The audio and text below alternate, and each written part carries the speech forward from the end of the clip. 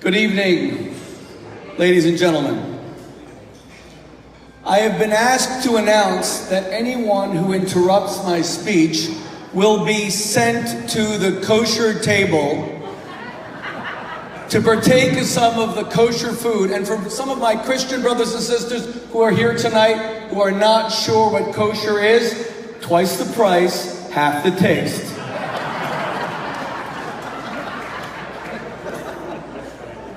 They don't call us the suffering people for nothing. By the way, I apologize.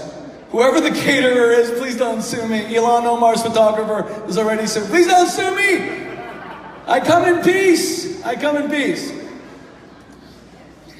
You know, as I sit here looking at this beautiful ballroom in Lago, and my wife Debbie is here, and we are the proud parents of 9 children, thank God. And 5 grandchildren, thank God. I'm kind of wondering, why didn't we get married here? Like, you know, I got married in some little place in Sydney, Australia. It should have been here. We got kids to marry. This is perfect. God willing.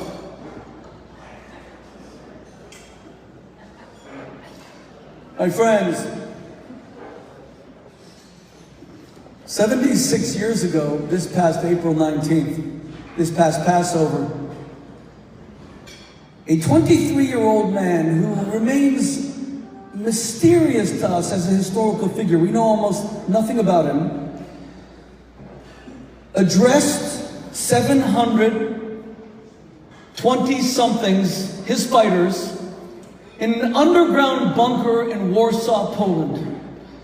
And according to legend and based on a letter that he wrote, as he gathered them around him, he looked at them on the festival of liberation. And he said, tonight we eat only of bitter herbs. Tonight we partake of nothing but the poor man's bread. For we are 700 against the full might of the Nazi Wehrmacht and the SS.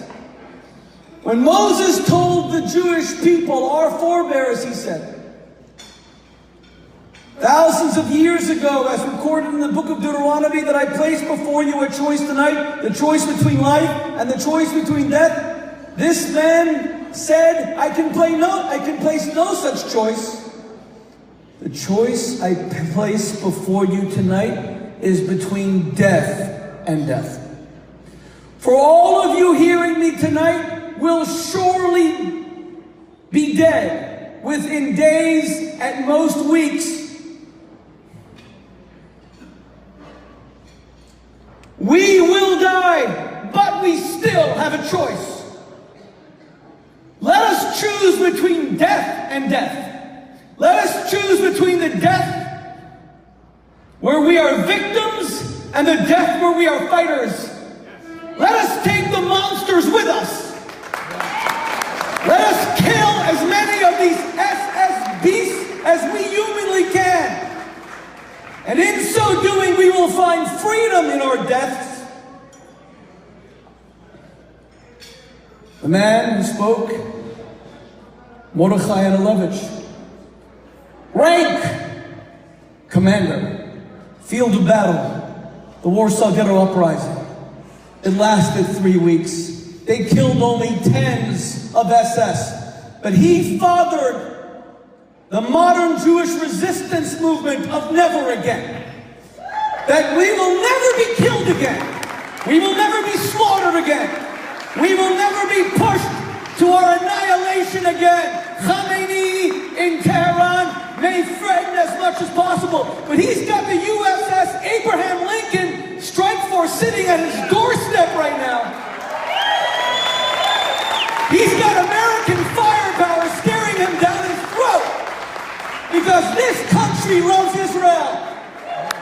And Israel has a courageous, beautiful, incredible army that fights to ensure that Jewish life simply has some value, that it has dignity, that it has worth. Because when you can kill someone and there are no repercussions, it means that that life was worthless. And that will never happen again. That will never happen again.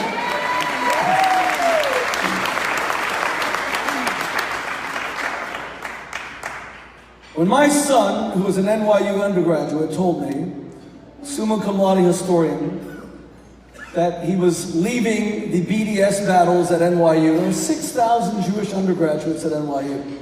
And yet every year, so many Israel-hating, bashing resolutions passed. Largest Jewish undergraduate population of any private university in America. And the Students for Justice in Palestine keep on winning victory after victory. And my son was a phenomenal BDS fighter. And when he told me that he was leaving in the middle of his degree to join the IDF, I said, we love Israel in this family. When we arrive in Israel, my friends, I get on my knees. I get on my knees and I kiss the asphalt. And the asphalt at Ben Gurion Airport is filled with soot. It's dirty. It does not feel holy, but my God, is it sacred. I said to my son, I get it. You'll go to the IDF. You'll finish your degree. He said, Tati, I won't wait one more day. I won't wait one more day because all of us have to be involved in the fight for Israel. Because Israel is that great bastion of democracy. It is that magical place of human rights and American values and freedom. It is the eternal homeland of the Jewish people. And its greatest friend is the United States of America, the world's greatest republic.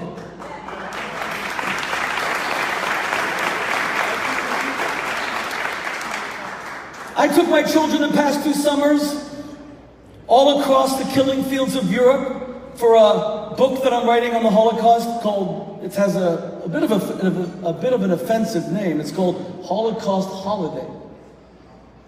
Who takes their children to Auschwitz and Birkenau, Maidanek, Sachsenhausen?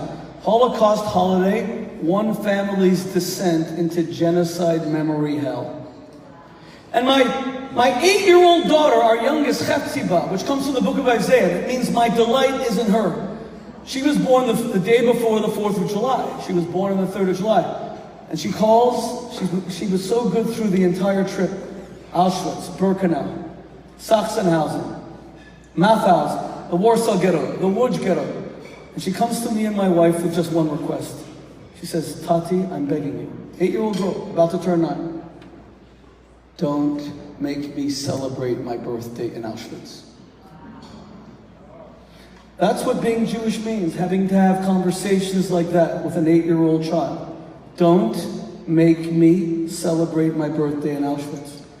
So she instead went to the Łódź Ghetto on July 3rd, where hundreds of thousands of Jews were slaughtered and murdered in the most barbaric way. And when we reached Budapest, because the culmination of the Holocaust was the slaughter of 500,000 Hungarian Jews who thought they had escaped Hitler, but then from April to August 1944, 500,000 were killed like that, including 40,000 in a single day. When we reached there, my 21-year-old daughter is sitting and speaking to my 19-year-old daughter. I'm the proud father of 9 daughters, thank God. Yeah, you try raising 9 daughters. You try getting any respect from, 6 daughters, 3 sons. The sons are okay, the daughters, no respect. They're never going to listen to me. It really does work when you tell them who not to marry. They elope the next day. It's incredible. Just try it. I hear a conversation in Budapest. My 19-year-old daughter says, I've had it. I don't know why Tati's taking us on this trip. This is a family trip. What are we doing? It's too sad. It's too tragic. And it was. And I'll never forget when my 21-year-old daughter, who now, thank God, is married, she says to the man I told her not to marry, was perfect, because he was the one that I chose. My 21-year-old looks at my 19-year-old. My 19-year-old says, you know, I went to Israel the whole past year in yeshiva, in a women's seminary, and I found the living God of Israel, and I found the place where Isaiah preached, and where Jeremiah walked, and where Moses ached. And now, I'm in a giant cemetery called Europe. Why are we here? It's affecting my love for God. It's making me angry at God. And my 21-year-old turned to her and said to her, that's your mistake. You think we came here for God. God is everywhere. didn't have to come here to find him. We came here to remember the 6 million, despite how it impacts our relationship with God, because they cry out from the grave to be remembered. And they cry out with one message: never again, never again, never again. And my friends, do you know how it begins? Do you know how it begins? Holocausts, they don't happen in one day. Genocides don't happen in one day. I was the 20th anniversary speaker in Rwanda, Kigali, at Amahoro National Stadium, televised in Rwanda. It was one of the great honors of my life. Do you think the Rwandan genocide, the 25th anniversary of which we just commemorated 3 weeks ago, happened overnight? Yes, it was the fastest mass murder in the history of the world. 880,000 killed in 3 months, 330 every hour. Low-tech killing, no gas chambers, no Einsatzgruppen with machine guns. No, this was all low-tech murder with machetes. But it didn't just happen overnight. You see, the Tutsis were called cockroaches for years before it happened. The Jews were called parasites for centuries before it happened. It's a slow creep. It begins when antisemitism goes unchecked. May it never happen again, God forbid. But I want to tell you, when the Jews are falsely accused of dual loyalties by people who openly walk the halls of Congress, when the Jews are said to have no loyalty to the United States because they can have no loyalty to anyone but each other and themselves, when the Jews are said to be so interested in money that they corrupt the world, these parasites, that with their Benjamins they buy off senators and congressmen, that our congressmen and senators who vote for Israel do so not out of conviction, not out of a sense of justice, not out of love for the Jewish people, not out of a sense of the love of the infinite worth of these Israeli civilians blown up on buses, but they do it just for money. And when that was said by a congresswoman from Minnesota, do you know the insult that she imparted to all her fellow lawmakers, saying that they're a bunch of prostitutes? That they will do anything for money? It was a bigger insult to them than it even was to the Jews. And there was almost no reaction. The bad stuff doesn't happen in one moment. It's a slow creep, and I can't believe it's happening here in the United States of America. I can't believe that a congresswoman from Michigan used the word comfort and Holocaust in the same sentence last week, broadcast yesterday. I can't believe that she would lie so brazenly and say that the Arabs of today, what is today Israel, welcomed in the Jews who then stabbed them in the back, took their homes, stole their land. My friends, Haj Amin al-Husseini, the Grand Mufti of Jerusalem, the leader of the Arabs at that time, and the Arabs are my brothers. I will not hold today's Arabs accountable for the mistakes. We Jews don't believe in linear guilt, linear accountability. We believe in horizontal accountability. You're not responsible for the sins of your fathers. But if you are part of a generation that allows terrible things to happen and you're an innocent bystander, then as Elie Wiesel said, the opposite of love is not hate, it's indifference. When Rashida Tlaib repeats this lie that the Jews were welcomed, do you know that the Arabs rioted for 4 years after 1933? When Hitler came to power, January 1933, they rioted in Palestine for 3 years to stop the British from allowing the Jews in.